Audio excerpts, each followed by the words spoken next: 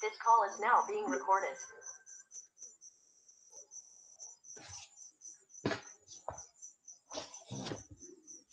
Olá, pessoal, bom dia. Certo? Como eu já havia me apresentado, eu sou a professora Regiane, vou acompanhar vocês durante esse período, que a professora Ana Carla estará de licença maternidade. A nossa aula hoje será sobre a Revolução Russa, que está aí presente no livro de vocês, se vocês estiverem com o livro, capítulo 4, página 62, tá certo? Gente, antes de falarmos diretamente da Revolução Russa, nós vamos falar dos antecedentes, certo? Os problemas que existiam na Rússia lá no século XIX, porque a Revolução Russa ocorreu no início do século XX. Então, a gente vai voltar lá atrás, no século XIX, para compreender os motivos que levaram à Revolução, tá certo? E antes de falarmos desses motivos, eu quero mostrar aqui para vocês esse mapa, que inclusive está aí o nome russo só com o S, mas vocês já sabem que ele é escrito com 2 S, né? E eu quero aqui mostrar para vocês que vocês observem a extensão territorial do Império Russo. Como vocês observam aqui, ele pega boa parte da Europa e ainda se estende aqui, ó, para a Ásia. Então, é o maior império em extensão territorial do mundo. Nesse período aí, no século XIX, em questão de quilômetros, era mais ou menos 22 milhões de quilômetros, né, de extensão territorial que tinha no Império Russo. Hoje a Rússia continua sendo o país maior do mundo com relação à extensão territorial, tá certo? E também se falando de extensão territorial, a gente pode lembrar da questão populacional. Ele era primeiro, no século XIX, em extensão territorial, porém ficava em terceiro com relação à população, a quantidade de habitantes. Ele só perdia para China e para a Índia. Então, ele, tanto com relação à extensão territorial, como também à população, ele era um império gigantesco, certo? Mesmo ficando em terceiro lugar com relação à população. Essa amplitude da extensão territorial russa, né, do Império Russo, na época, se deu através de vários conflitos, certo? E também através de um poderosíssimo exército, bem organizado, bem formado pela nobreza e também pelo líder político, pelo czar, que daqui a pouco a gente vai ver o que significa o czar, tá certo? Então, esse exército, ele era responsável por manter, por defender os territórios já do Império Russo e também a conquistar novos territórios. E eles, bem organizados, eles realmente conseguiram expandir bastante esse território, tá bom? Que, inclusive, até hoje em extensão territorial, é o maior. Bom, agora a gente vai falar diretamente das características que levaram, né, os motivos que levaram a acontecer a Revolução Russa lá no início do século XX, tá bom? Esses motivos, eles vêm lá desde o início do século XIX até o final do século XIX. Quais eram esses motivos? Bom, o primeiro era a questão de governo. A Rússia era governada por uma monarquia czarista, ou seja, a grande parte do poder estava nas mãos de quem? Do czar. Ah, professora, e quem é o czar? O imperador, certo? Então, sempre que vocês observarem esse nome Kizar, lembre-se que significa, né, imperador. E quando vocês ouvirem falar em Kizar, estamos falando do Império Russo, tá bom? E esse imperador, ele era apoiado pela nobreza, né, os grandes proprietários de terra da Rússia, e pela Igreja Ortodoxa Russa. Então, ele tinha muito poder, porque além de já ser o imperador, certo?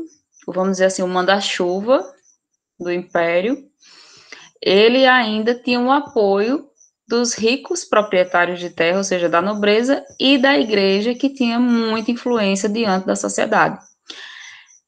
Então, isso começou a gerar a revolta na população, porque toda a riqueza estava concentrada na mão, e o poder político na mão desses três. Primeiramente do czar, depois da nobreza e a igreja. E o restante da população, ou seja, os camponeses, que ali englobavam 85% da população, ou seja, a maioria, né, que vivia no campo, a maioria desses camponeses viviam em condições precárias.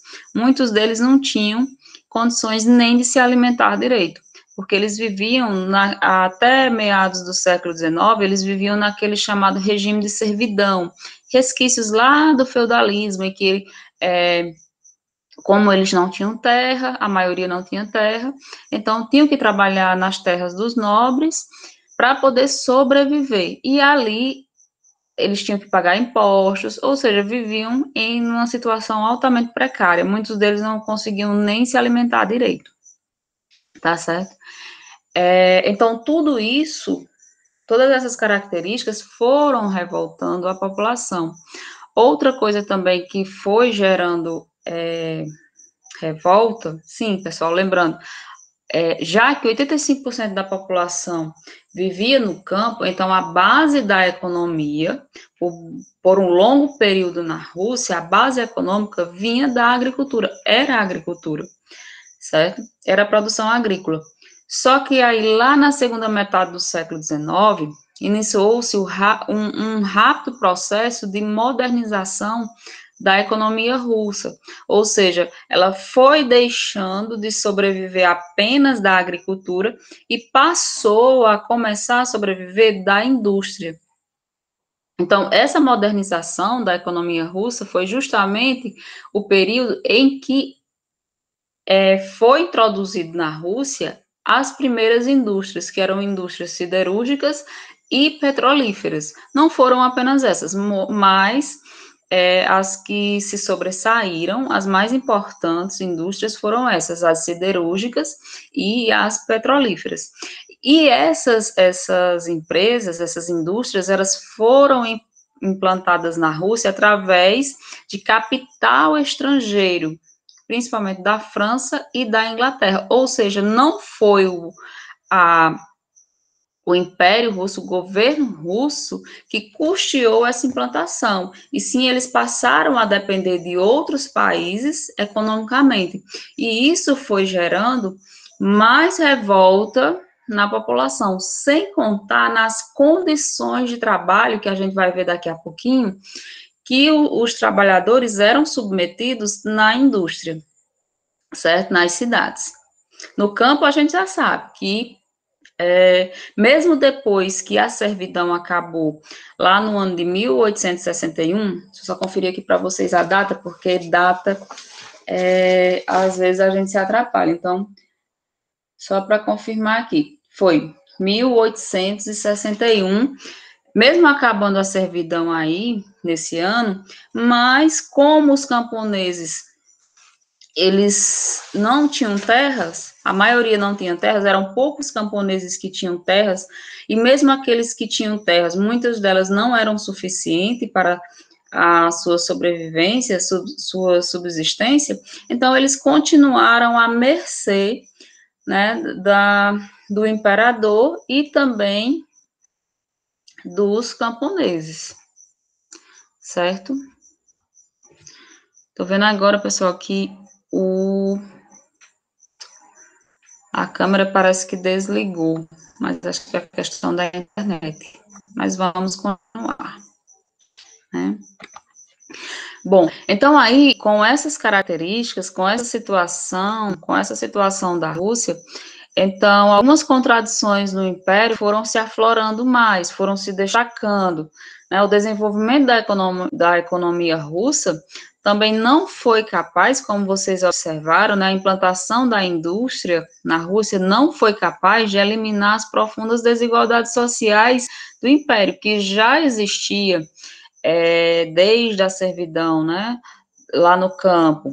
Essas desigualdades continuaram a ser vistas, como, por exemplo, aí na continuação da concentração do poder nas mãos do czar e na nobreza, e também na igreja, né, que apoiava tudo aquilo que o czar realizava, e a nobreza também. Então, esse poder continuou lá, mesmo a economia mudando. A gente também continuou vendo essas desigualdades na divisão interna do campesinato, porque quando a servidão acabou, existiam alguns camponeses, um grupo de camponeses, uma minoria, que eles tinham terras. Então, esses camponeses passaram a ser chamados os camponeses enriquecidos, também chamados de kulaks, certo? E esses camponeses enriquecidos, eles não dependiam de ninguém, eles trabalhavam para eles mesmos. Inclusive, existiam também outra classe, que eram os camponeses médios, que eles tinham terras, porém, muitas vezes, a terra que eles tinham não era suficiente para a sua sobrevivência, e eles acabavam indo trabalhar nas terras dos camponeses enriquecidos, de forma, recebendo salários.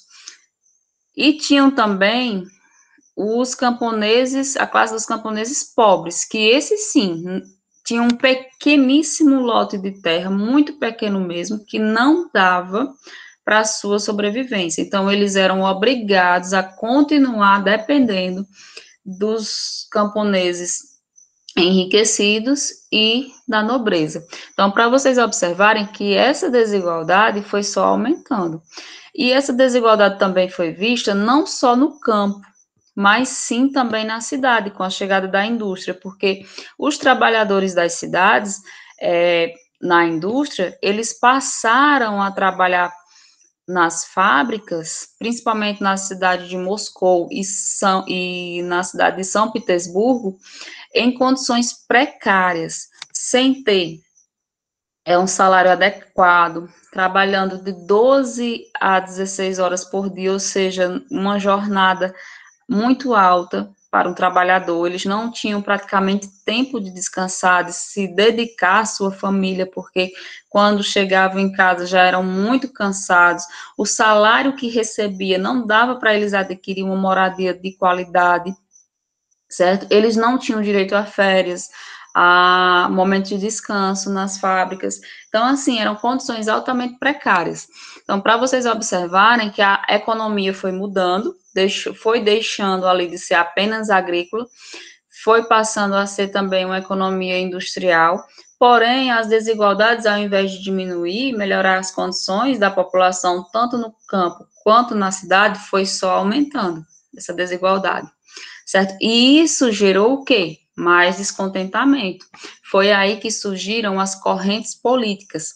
A primeira delas, né, que questionavam a forma de governo, né, que questionavam o poder do czar foram os populistas, que eram jovens intelectuais, que eles acreditavam que quem deveria tirar o czar do poder eram os camponeses, por serem os camponeses, aliados a eles, né, a esses jovens intelectuais, que mais sofriam, que os camponeses eram aquelas pessoas que mais tinham sofrido durante o império do czar, né, na Rússia. Então, eles deviam se aliar e retirar ele do poder. Outra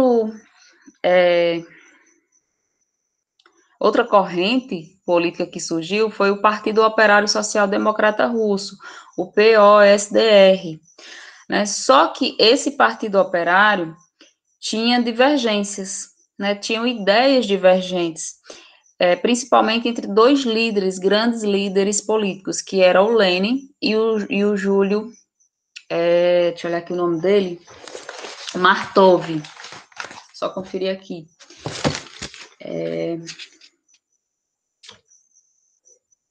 O Júlio Martov. Esses nomes são tão esquisitos. Júlio Martov. Então, as ideias propostas por Lenin eram divergentes da de Martov, de Júlio Martov, e eles eram do mesmo partido. Então, começaram ali a discutir uma briga interna, e quem acabou ganhando foi o Lenin, certo? E foi aí que se formou, com a vitória de Lenin, vamos dizer assim, dois partidos, dois grupos muito fortes na Rússia, que a partir das próximas aulas a gente vai ouvir falar bastante neles, que foram eles que levaram a acontecer a Revolução Russa, certo? Lá no início do século XX, que foram quem? Os bolcheviques, que compunham a maioria da população russa, que era contra o czar, que queria mudança, né?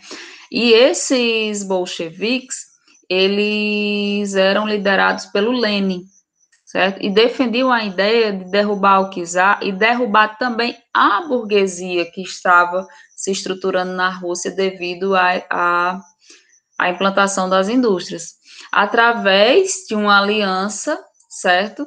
Dos operários e camponeses, e deveriam implantar imediatamente na Rússia o socialismo. Já os mencheviques, que foi o grupo que era defendido pelo Júlio Martov, que compunha a minoria da população russa, eles defendiam uma ideia de derrubar o czar através de uma aliança com a burguesia, já era divergente, né? Aí continuava a divergência, mesmo depois da divisão. E, no caso, desenvolver plenamente o capitalismo, ou seja, recuperar, reestruturar a economia russa, fortalecer, né, a economia russa, deixar de depender dos países estrangeiros e depois, de uma forma gradativa, com a economia recuperada, aí sim, implantar o socialismo na Rússia, tá certo? Então, assim, os bolcheviques eram um grupo bem mais radical, né? Eles não queriam um acordo com a burguesia e queriam imediatamente implantar o socialismo sem reestruturar a economia. Já os mencheviques não, eles eram mais moderados, vamos dizer assim, eles eram mais, na minha opinião, eles eram mais coerentes. Porém, o grupo mais forte foi os bolcheviques. Bom, pessoal, por hoje a gente encerra a aula, certo? Espero que vocês tenham compreendido. Qualquer dúvida, pode me procurar. Quem tiver vergonha de procurar no grupo, pode me procurar no PV, tá bom? Mesmo após as aulas, tá certo? Um grande abraço a todos. Até a próxima.